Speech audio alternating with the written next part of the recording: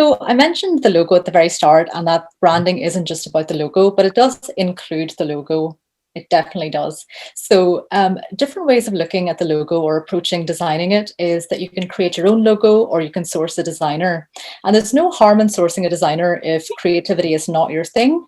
And one great community to look at actually is women folk. There's a lot of designers in the women folk community itself. Instagram's a great place to look for people's work as well. But there's also lots of great portfolio sites like Behance and Dribbble, lots of places to locate and commission designers. But what I'm going to be talking a bit more about is doing things yourself. And I'll just go on to the next slide here. So this just shows you a few different things about a logo that you might need to know. So logos come in many different formats, and you've probably seen lots of different logos everywhere. We're surrounded by brands all the time. A logo type is something like the Coca-Cola logo over there, where you can see there's a word that's been turned into a logo. So that would be your typical sort of logo type.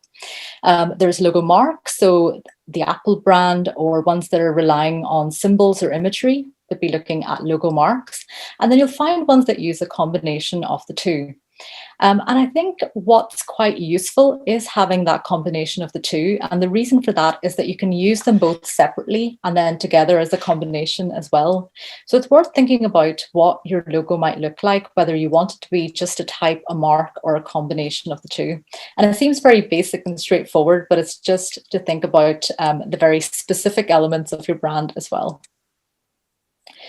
But then what makes a good logo? Because obviously some of that is opinion and aesthetics, but some of the practical elements of it are things like scalability, i.e. can you still clearly see it when it's really tiny? An example of that is perhaps whenever you're looking at app design and you're creating a logo, can you still see it when it's on a smartphone? The ability for a logo to work well in both black and white and color. So for example, you've created this beautiful logo and brand, you sent it off to somebody, but they just have a black and white printer.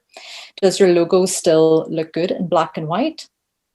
Then adaptability across different formats. So can it work across mobile, web, and print? And this might apply to things like perhaps a moving logo. So if you're creating something that has motion in it as well, you should maybe make sure it also has a still image that looks good in print as well.